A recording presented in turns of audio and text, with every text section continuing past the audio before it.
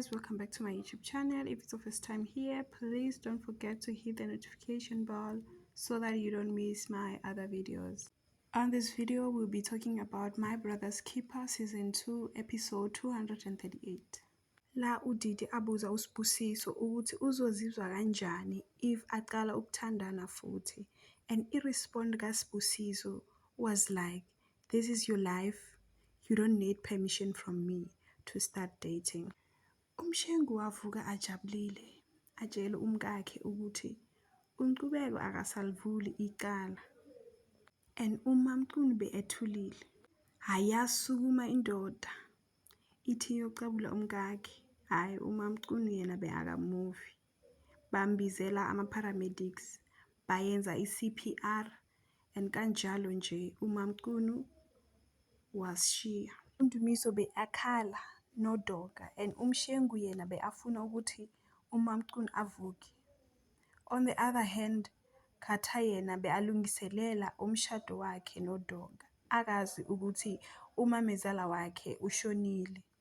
uDonga Lamavuso wamfonela umkakhe ambikela indaba kaMaMchunu. Ngaleso sikhathi uDonga afonela uKhatha anoSibusiso noFakazile, and uKhatha was devastated after hearing the news. Umqondo kaDidi were somewhere else, and uThidi naye abona ukuthi her mind was somewhere else. Wambuza ukuthi ikhona into ofuna ukutshela yona yini? Then yena wathi ayikho lutho. Thidi wanikeza uDidi i-advice yokuthi angavumeli abafana bakwaShabalala bamenze slim badlale ngaye. Kumele afocuse ezifundweni zakhe nempilweni yakhe. Kumele azithande.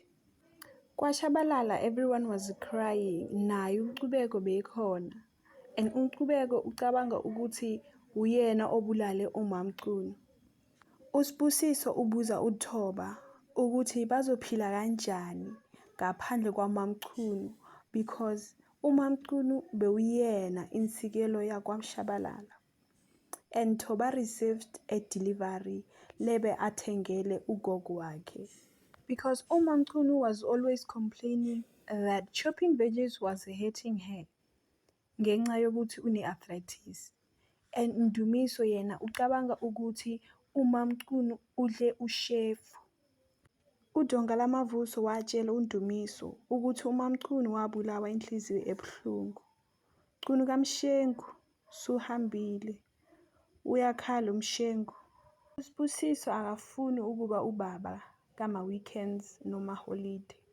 Ufuna ukuba khona empilweni kamntanakhe mekhula, abone every step sakhe. And utshele uDidi ukuthi kumele akhulume nabazali bakhe. She must try harder to make them understand. uDonga Lamavuso, uNcubeko noNdumiso bebebhizi balungiselela umngcwabo. Wafika uMshengu, athola uNcubeko, waqala ukukhomba ukuthi uyena wabulala umkakhe and akamfuni emzini wakhe, and uNcubeko wasuyena indodana yakhe. Thank you very much for watching. That was all for now. Until we meet in my next video.